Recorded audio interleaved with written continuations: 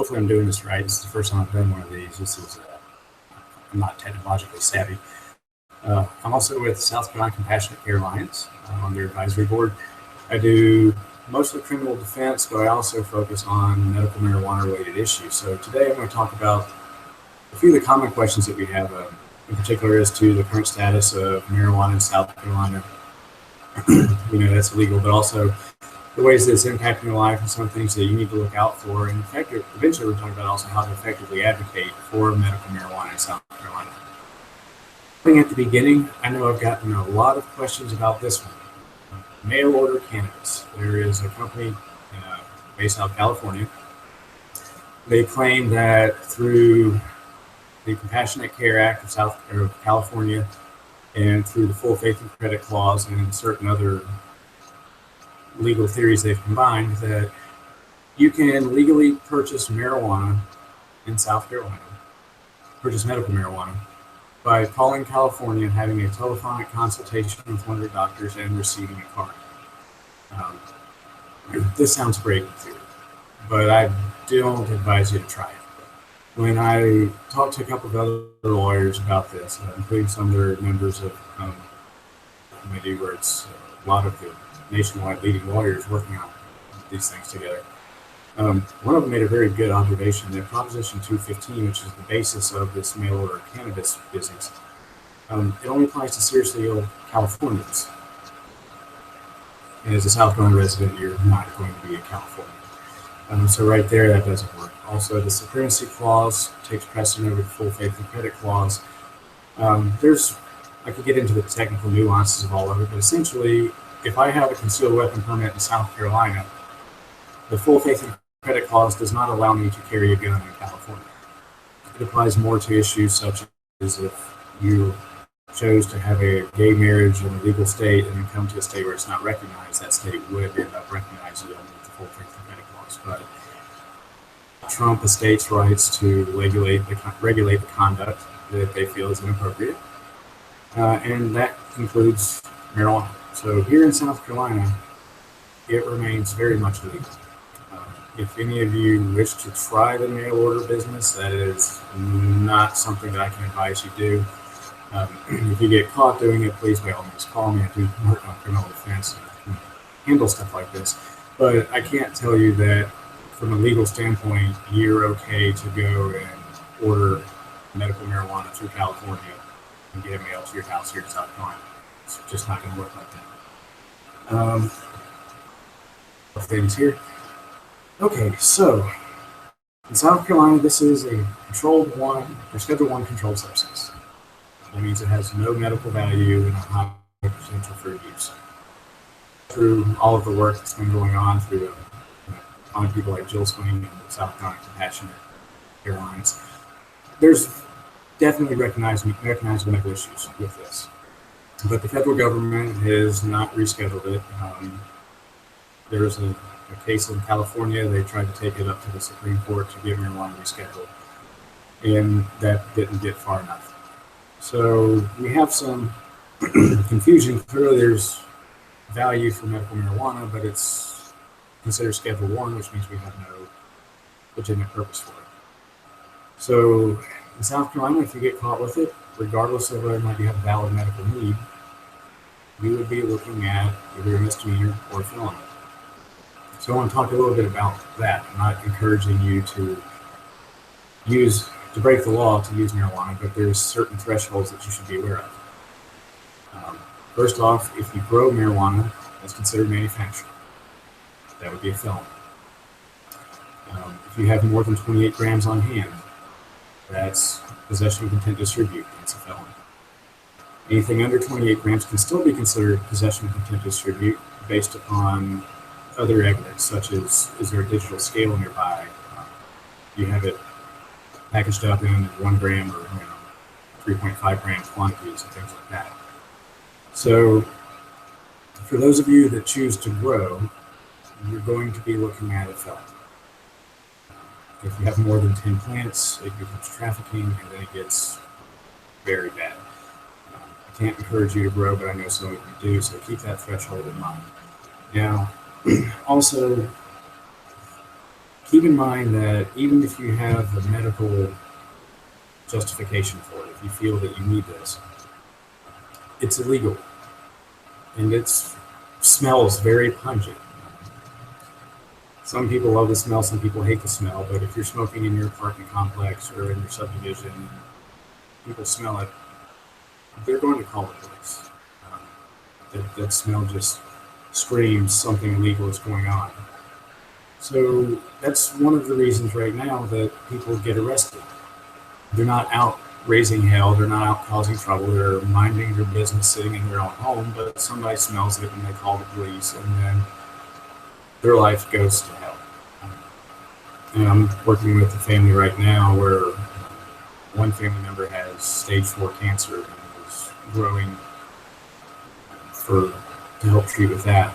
And now because a neighbor called the police due to the smell, both he and his wife are facing felony convictions.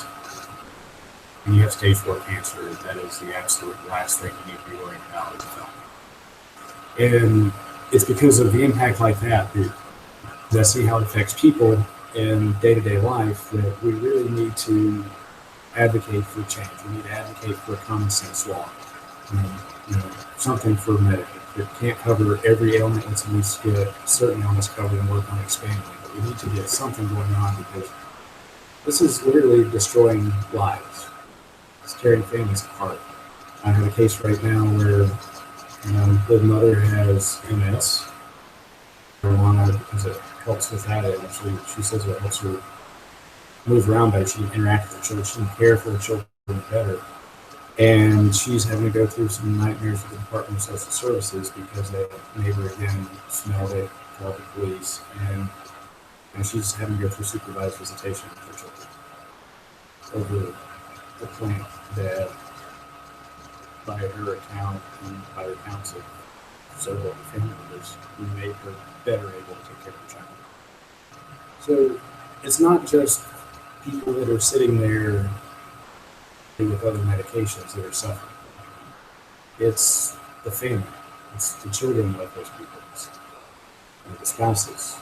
It's the patient. It's the guy that has so much more to be worried about than whether or not he can keep this off of his record and what's going to happen to his wife because she tended to the plants and he was too late for it. We really need to bring about this change.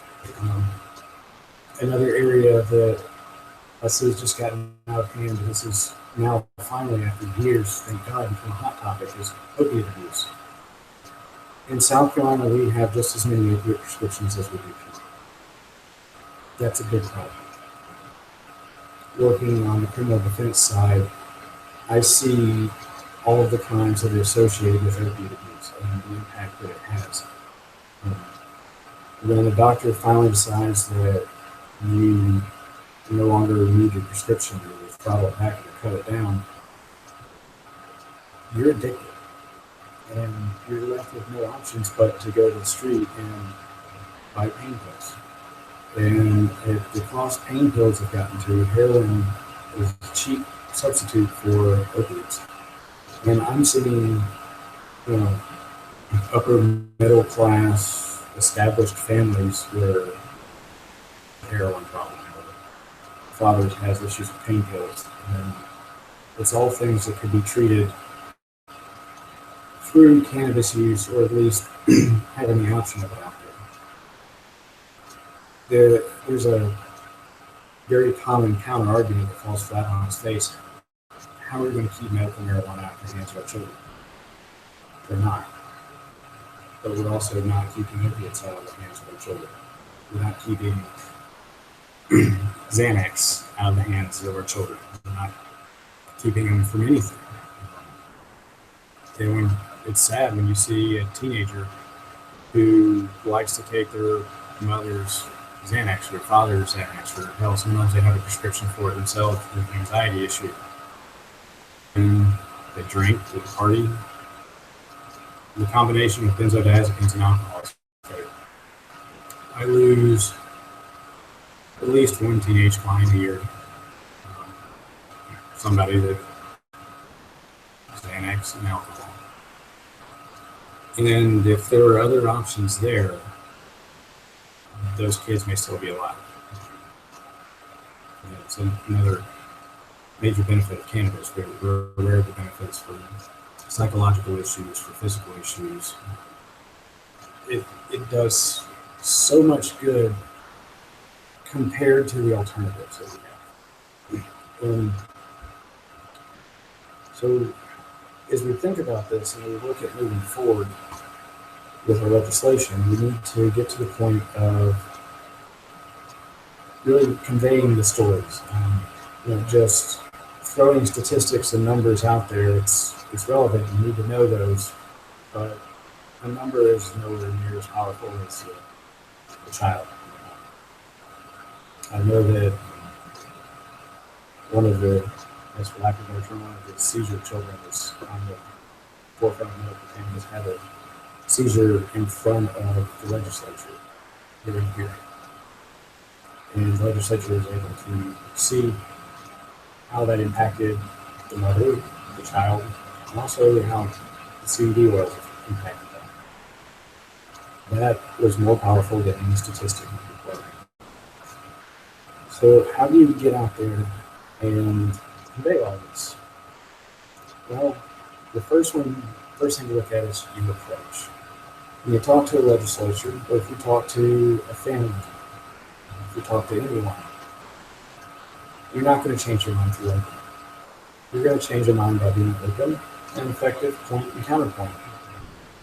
If they say marijuana is a gateway drug, don't call them stupid. Just say, are you aware that some of the latest research has shown that marijuana actually helps people beat opiate addiction?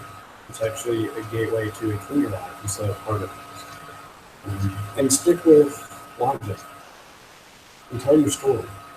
Don't be ashamed about it. I'm not saying to sit on the steps of the state house and smoke cannabis, but if you use cannabis for a medical issue, you're not aware. If the subject comes up, let a neighbor know. There's a really good way to feel out somebody's stance on something. Jimmy, if you're watching this, I'm going to tell a story about you. I had a roommate in college named Jimmy. Jimmy smoked a lot of pot. And if I want to find out somebody's stance on something, I'll simply say, I had this roommate in college, his name was Jimmy. And I'll tell a story about him. And you can tell from their reaction to that story, God, potheads, they're stupid. I hate conduct like that. Really quick, you're not going to have some extra subject for conversation. Or they may laugh and say, yeah, we've all been married, had those days. And you can find out, okay, they're not immediately offended by the subject, and you can, it's kind of a simple attorney interview trick. So you can talk to them and feel them out and find out what are their concerns. Is it, children getting a hold of it? We're not doing a very good job with that with opiates. So it's not really going to be any worse. If anything, there'll be less opiates available for the children to grab. Or they may talk about crime, and how it leads to an increase in crime. And if you look at the Colorado studies, violent crime is down. There is a very skewed study that says that there's an increase in marijuana-related DUIs. And that's probably true, except for the fact that with the way marijuana works in toxicology, it stays in your system for weeks. And when somebody does a toxicology test, it just shows that they've smoked marijuana weeks ago. The testing determines somebody's actively under the influence while driving. It's still in its infancy and not validated. But people are already driving high now. And people are driving drunk, making it illegal. You can regulate it, you can control it. But as long as there's no regulation, there's no control, it stays underground. And you can't do anything with it. And then you have your cartels, your Donald Trump theory of your Mexican gangs bringing in all of this stuff. I won't say where it's coming from or anything, but the criminal activity gone if we get the full legalization, because we'll be able to regulate it. But at least on the medical side, we'll have families that are no longer having to engage in criminal activity. If we get the act passed as we hope, there'll be, fingers crossed, patients will be allowed to grow in their own home. Hopefully it'll be no longer such a hot button issue that when neighbors smell marijuana, they won't immediately call the police. Fantastic. I would love nothing more than to go out and work. All right. I don't see any questions coming through here. I'm not sure if there are any, but I know a few of you have my text, and I'm going to check real quick. So, nothing in yet. While I have this opportunity, I want to talk about sccompassion.com. sccompassion.com. Click on the donate button. We could certainly use some money putting on these presentations, arranging speakers, putting on the educational seminars, and bringing in speakers for all that. Definitely costs money. Plus, the people behind this are some incredibly hardworking folks who are dealing with struggles in their own personal life. Raising takes time that could be spent away from legislation. It takes time to be spent away from attending to their own family. So, sccompassion.com, and click on the donate button. Every little penny counts. Write your legislatures. Talk to them. Engage in open dialogue when you have there's a breakfast or a meet and greet or a town hall. And ask them their questions. And don't let them say, we'll see what the government says, or the government says this is illegal, therefore it remains illegal. Make them answer the question asked. What is your personal feeling? If this was put forward in front of you, would you consider it? Obviously, you have some reservations about certain issues or clauses, but is this something that you would consider, or is this null across the board and you deny it? And if you're not willing to consider it, you're not willing to listen, you shouldn't be willing to vote for it. The majority of South Carolina now, according to the Winter poll, supports medical marijuana.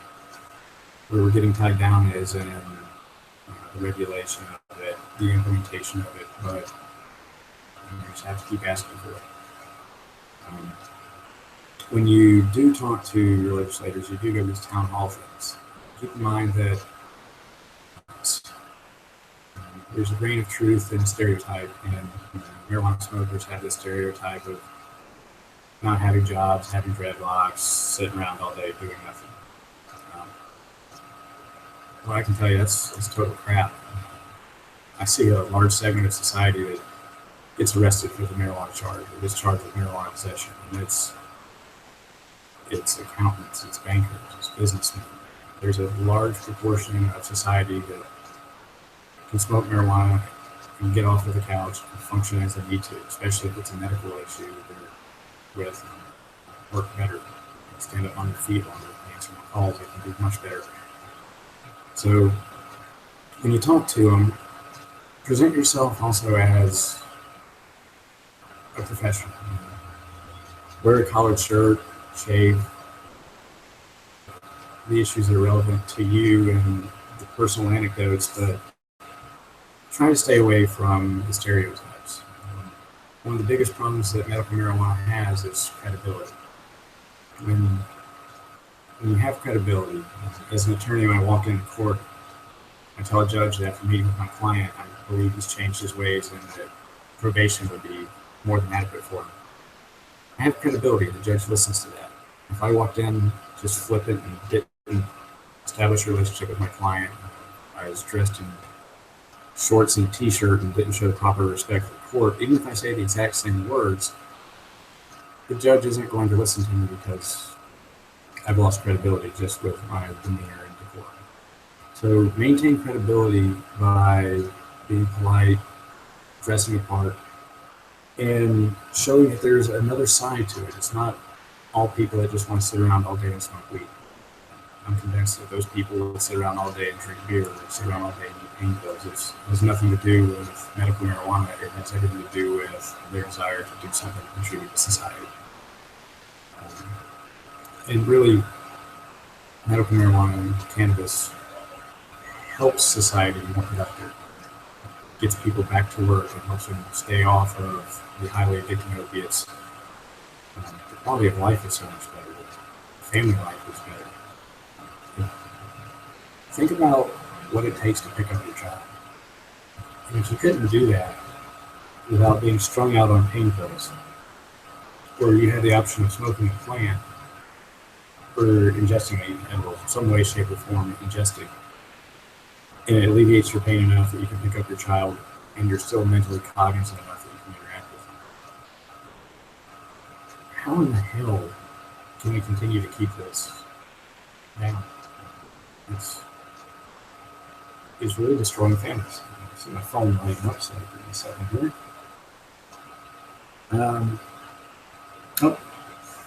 Jill also wanted me to point out, and it would certainly be good for you too, at SC Compassion Con, they have tips for effective lobbying.